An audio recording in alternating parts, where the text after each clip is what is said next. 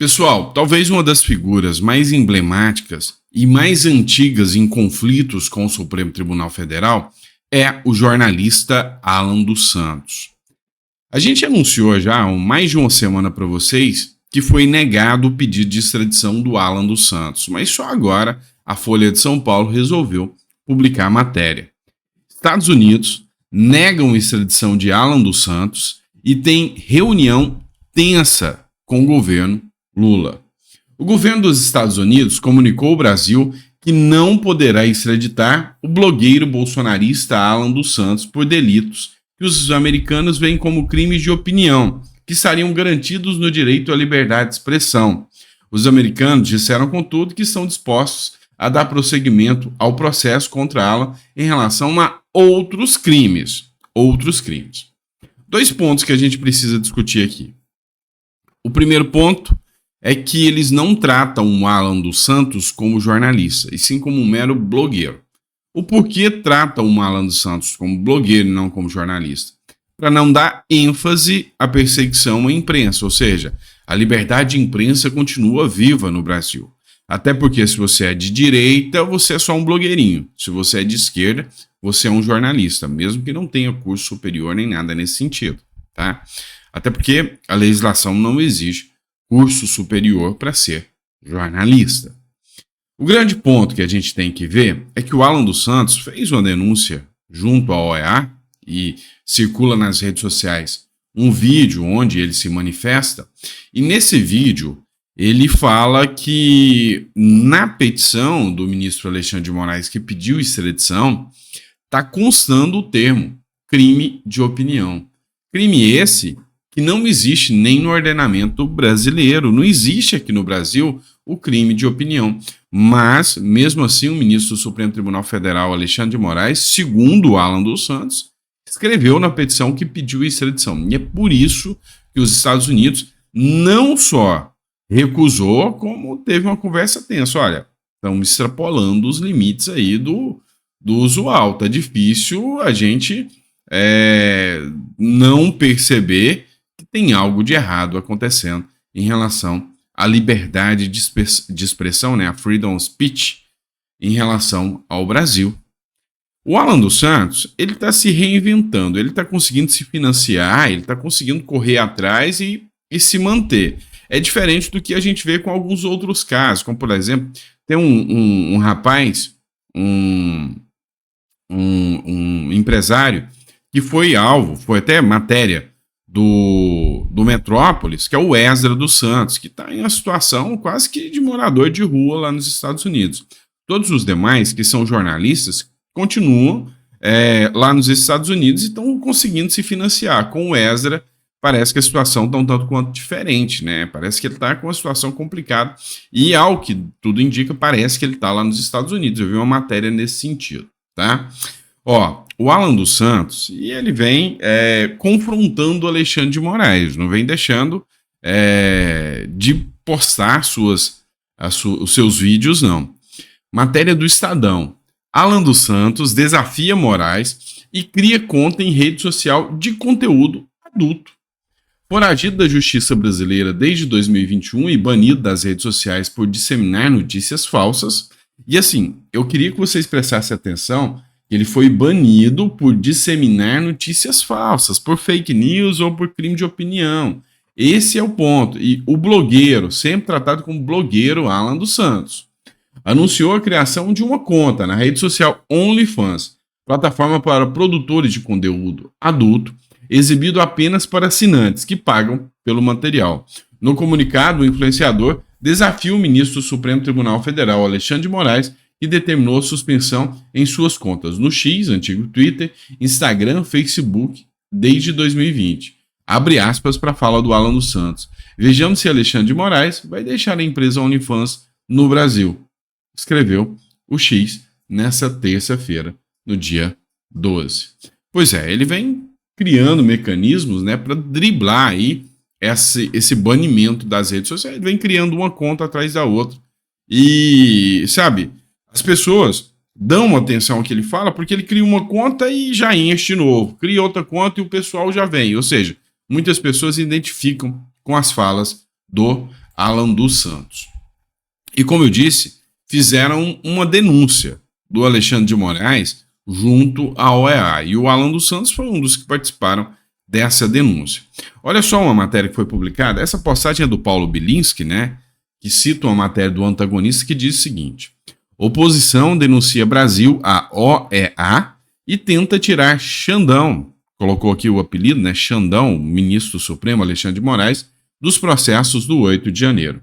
Denúncia foi protocolada por um grupo de 76 parlamentares. Os 63 deputados federais e 3 senadores denunciaram violações de direitos humanos por Alexandre de Moraes. E aí o Paulo Bilinski escreveu, né? Precisamos restabelecer a normalidade no Brasil. O mundo precisa saber o que está acontecendo no Brasil. E aí ele cita aqui, ele que é deputado federal, que há uma anormalidade em relação ao que está acontecendo. A matéria, que foi do Antagonista, já diz o seguinte: um grupo de 76 parlamentares, 63 deputados e 3 senadores, apresentou uma denúncia à Comissão Internacional de Direitos Humanos da Organização dos Estados Americanos por violações de direitos humanos por parte do ministro Alexandre de Moraes, do Supremo Tribunal Federal, na condução dos processos das pessoas envolvidas nos atos de 8 de janeiro. Na denúncia, os parlamentares solicitam, em caráter cautelar, o relaxamento da prisão de todas as pessoas que ainda sejam detidas na penitenciária da Papuda e a remessa imediata de todos os processos que estão na mão de Alexandre de Moraes para a Justiça da primeira instância. Além disso, os parlamentares também pedem a investigação e responsabilização sobre a morte de Clériston Pereira da Cunha, que morreu enquanto estava preso na penitenciária da Papuda, mais indenizações à família de Clériston e a outras 12 pessoas que ainda estão em prisão provisória desde janeiro de 2023. A petição foi encabeçada pelo deputado Coronel Ulisses, tá? Só para constar. E aí as pessoas estão me perguntando, doutor Sandro, mas essa petição na OEA, ela é uma instância superior à justiça brasileira? Eles podem dar uma ordem mandando que o Moraes se afaste do caso e mandando que essas pessoas sejam libertadas ou que o processo seja encaminhado à primeira instância? Não, não podem, tá? O que eles podem é emitir ali uma resolução ou uma decisão no sentido de que recomendando que isso aconteça no Brasil. E é lógico que havendo uma recomendação nesse sentido, e essa recomendação sendo recusada, pega muito mal para o Brasil, né? Pega muito mal para o Brasil. Mas assim, tem muita gente pensando que eles podem, como instância superior, violar a soberania do Brasil, ir lá e falar: sai daí, ministro Alexandre de Moraes, e é assim que vai ser a partir de agora. E não é assim que funciona, tá? Tem gente vendendo gato por lebre, eu vi até deputado falando isso. E não é bem assim que o jogo funciona. Mas é interessante a gente pegar esse ponto, que diz que um dos pedidos é a retirada do Alexandre de Moraes. Porque o Bolsonaro está atuando no mesmo sentido aqui, pedindo, pela defesa, que o Alexandre de Moraes saia dos inquéritos relativos ao Bolsonaro. A Procuradoria-Geral da República se manifesta contra pedido de Bolsonaro para retirar inquérito de Moraes. O Procurador-Geral da República se manifestou contra o pedido feito pela defesa do ex-presidente Jair Bolsonaro para que o ministro Alexandre de Moraes, do Supremo Tribunal Federal, fosse afastado de um inquérito que investiga a tentativa de golpe de Estado. O magistrado é o relator do processo. Os advogados de Bolsonaro alegaram que Moraes seria parte interessada no inquérito, por estar em condições de vítima. Então, em razão disso, alegam que ele é suspeito para conduzir o processo, ou seja, não poderia continuar na relatoria do processo para a Procuradoria-Geral da República. As investigações apuram crimes contra a coletividade e não apenas contra uma pessoa. Vamos lá. Data vênia aqui, eu tenho que discordar da Procuradoria-Geral da República, porque essa decisão é insana. Ele julga contra a coletividade, mas mesmo contra essa coletividade, ele argumenta que a vítima era ele. Ele fala que havia um plano, lá no 8 de janeiro, para caçá-lo, para enforcá-lo em praça pública e que o Bolsonaro fazia parte desse plano. Ele alega que em relação ao golpe também havia um plano, dentro do tal golpe da minuta, de prender o Alexandre de Moraes e o Rodrigo Pacheco. E que toda essa coletividade tinha esse intuito. É a primeira vez na história do Brasil que a gente vê, ou nem sempre a primeira, né? Mas é algo totalmente fora do devido processo legal, e eu não consigo entender como a Procuradoria-Geral da República dá respaldo a essa insanidade e a essa arbitrariedade. Convenhamos, alguns pontos são inequívocos. Primeiro ponto, não é competência do Supremo Tribunal Federal. É competência da Justiça Federal. Não existe essa competência universal do Alexandre de Moraes, ministro supremo. Essa competência é da Justiça Federal em primeira instância. Segundo, é inequívoco que Alexandre de Moraes age como um verdadeiro inimigo de Bolsonaro e do bolsonarismo. Então é inequívoco a suspeição. Suspeição é uma questão de foro íntimo, tá? Íntimo, ou seja, você é amigo ou inimigo declarado da parte? Sim, sim. Alexandre de Moraes é inimigo declarado do Bolsonaro e do bolsonarismo. Então nós temos um instituto da suspeição, mas nós também temos o instituto do impedimento, que são questões objetivas ou técnicas. Ele é vítima no processo, como trechos do processo dizem. Então ele não pode ser o julgador. E aí já é caso de impedimento. Ele é impedido de julgar o caso. Mas, estranhamente, o Procurador-Geral da República disse o contrário. Vamos lá. É interessante a gente partir até para outro ponto aqui. Foi criado o Centro de Integrado de Enfrentamento à Desinformação e à Defesa da Democracia. Até o nome é grande, é CIED, né? Centro Integrado de Enfrentamento à Desinformação e Defesa da Democracia. Quem fez essa publicação aqui, com essa setinha aqui pro olho, é a Bárbara, do Te Atualizei. E aí, começaram a levantar um ponto aqui. Existe um livro, chama 1984, do George Orwell, em que havia um grande irmão que observava tudo. E ele tinha um olho que tudo vê. E o olho que tudo vê era responsável por fiscalizar e criar a maior censura que já existiu de todos os tempos.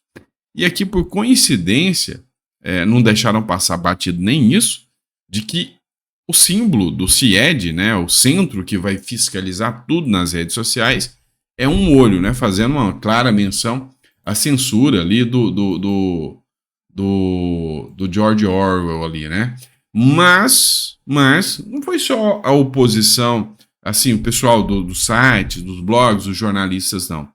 Partido também. O próprio Partido Novo, ele fez uma publicação, Lobo em Pele de Cordeira.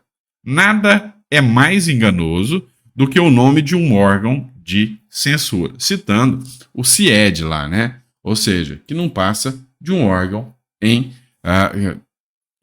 censura em formato de órgão de fiscalização. Aí eles publicaram o seguinte: o presidente do TSE inaugura o Centro Integrado de Enfrentamento à Desinformação e Defesa da Democracia. E aí aqui ele cita o olho que tudo vê do TSE, né? Qual o problema em enfrentar a desinformação e defender a democracia? Em tese, nenhum mesmo. Mas o problema é que, ao longo da história, muitos órgãos de censura se apresentaram com propósitos benignos, apesar de fazerem exatamente o contrário. Você quer ver alguns exemplos que usaram esse órgão de controle, o que se pode ou não dizer? Vamos lá. Durante a Alemanha nazista, o Comitê para o Esclarecimento Público e Propaganda. Também, função declarada dele: esclarecer o público. A função real: censura. Também, na União Soviética, Direção-Geral de Assuntos Literários e Editoriais. Função declarada: dirigir assuntos editoriais e literários. Função real: censura. Itália fascista, Ministério da Cultura e Propaganda Popular, Mincupop. Função declarada: difundir a cultura popular. Função real: censura. China comunista, Departamento Central de Propaganda do PCC, Partido Comunista Chinês. Função declarada: divulgar os ideais do partido. Função real: censura. Nenhum censor se apresenta como censor. A censura sempre é vendida com um propósito bom, seja de educar o público ou de regular os meios de comunicação. Eis a crítica aqui do Partido Novo.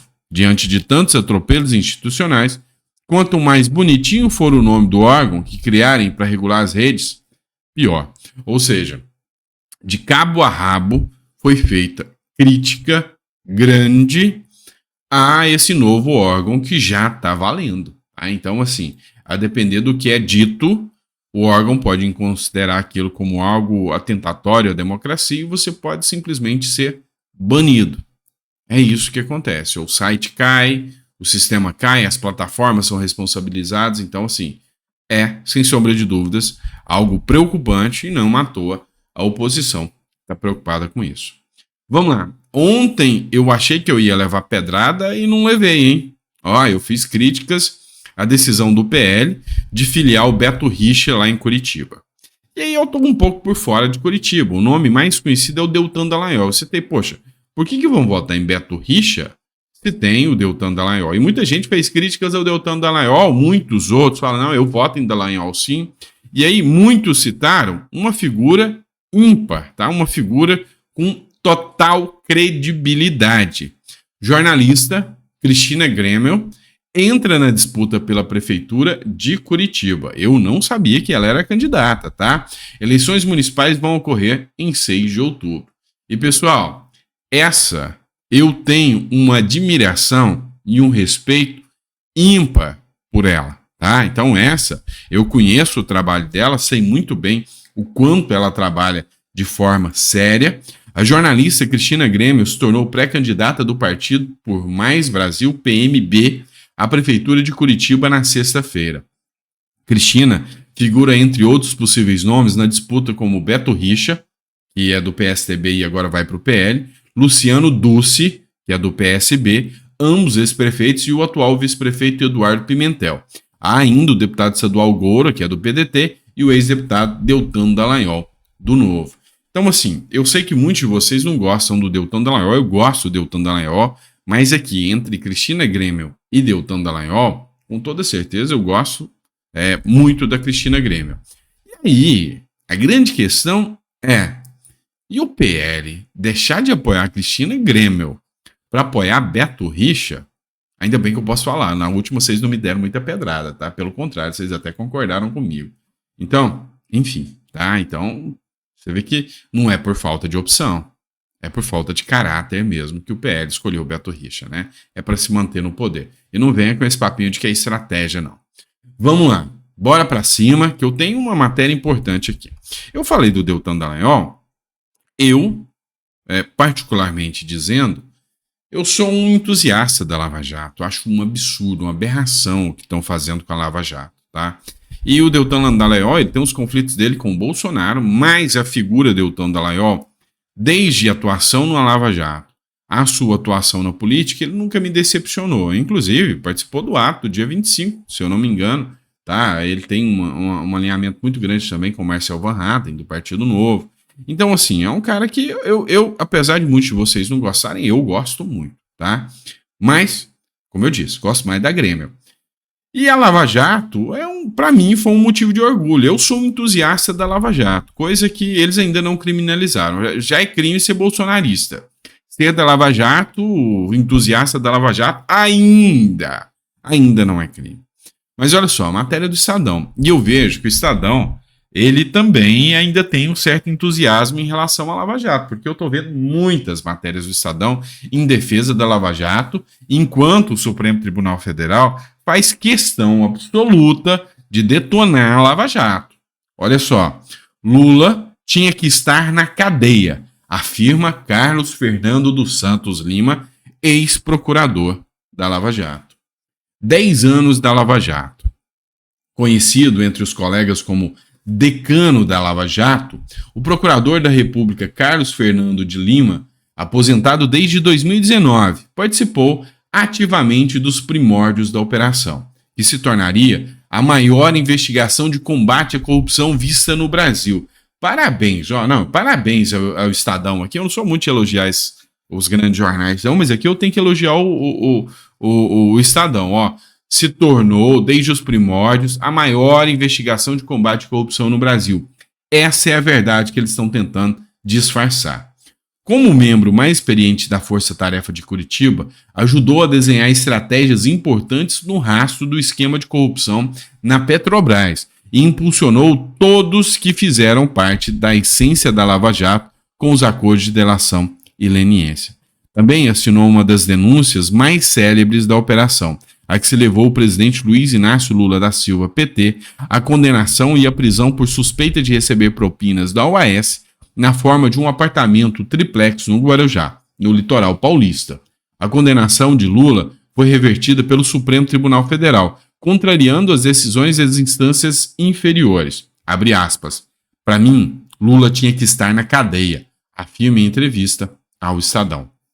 Para Carlos Fernando dos Santos Lima, o STF está no centro do desmonte da operação e virou fonte de insegurança jurídica. Existem estruturas dentro do judiciário jogando a favor da impunidade. O procurador aposentado nega excesso da Lava Jato e vê acusações de abuso uma tentativa de desqualificar a investigação. O Ministério Público só sofre o que está sofrendo porque fez o certo e fez bem feito. Os fatos aconteceram.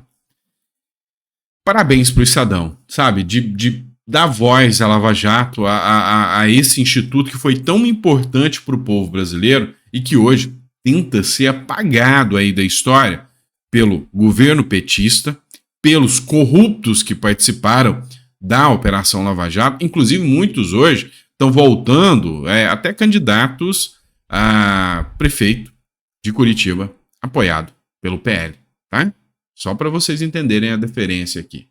Então, a gente fica assustado, porque a gente vê até a mais alta corte do judiciário, o STF, querendo eliminar a Lava Jato. Não faz sentido. Não faz sentido. Vamos lá, outra matéria. Eu sei que esse editorial ficou meio longo, mas não tem problema não. Bora pra cima, tá? Ó, o que aconteceu? Parece que nem todo gato é pardo, né? O Lula achou que ia se dar bem, que era só fazer um discurso populista, que todo mundo hoje sonha em ser mais um de carteira assinada, só que a coisa não é bem assim. A Associação dos Motoristas de Aplicativo de Goiás foi lá para o Planalto manifestar contra a abusividade que o Lula está tentando emplacar aí, ou seja, mais uma interferência, né? E esses todos que estão aí que você está vendo são motoristas de aplicativo do Distrito Federal e de Goiás que reuniram-se nessa quarta-feira na Esplanada dos Ministérios em Brasília contra o projeto de lei 1224, que regulamenta o trabalho da categoria e está em tramitação na Câmara dos Deputados. Abre aspas. A principal reivindicação é a retirada do caráter de urgência do PL 12. A partir disso, temos nosso PL 536 de 2024, que foi construído pela Frente Parlamentar dos Motoristas de Aplicativo e que a gente gostaria que ele tramitasse na Câmara também, porque foi amplamente discutido, afirma Beto Neves, presidente da Associação dos Profissionais de Aplicativo de Transporte do Distrito Federal e do entorno. A grande realidade dos fatos é que os motoristas de aplicativo estão denunciando. Olha, nós não fomos ouvidos. O Lula quer só sustentar os sindicatos. Essa é a matéria do Correio Brasiliense, tá? Então o Lula não está pensando nos motoristas de aplicativo. Ele está pensando em salvar os sindicatos. Essa é a realidade dos fatos. Então, o que acontece hoje é ninguém mais está confiando nos discursos da esquerda. Isso aí, só uma minoria da população está confiante. Enfim, não à toa, a popularidade do Lula despenca a cada dia, não é? Abraço, pessoal. Fica com Deus. Vejo vocês daqui a pouco, tá? Que Deus te deu a mesa farta, repleta de bênçãos, que não falte o pão de cada dia, apesar do custo mais caro. Agora sim, assumiram, né, que a inflação chegou, mas que não te falte o pão de cada dia na sua mesa, tá bom? Abraço, fica com Deus e até daqui a pouquinho. Até lá.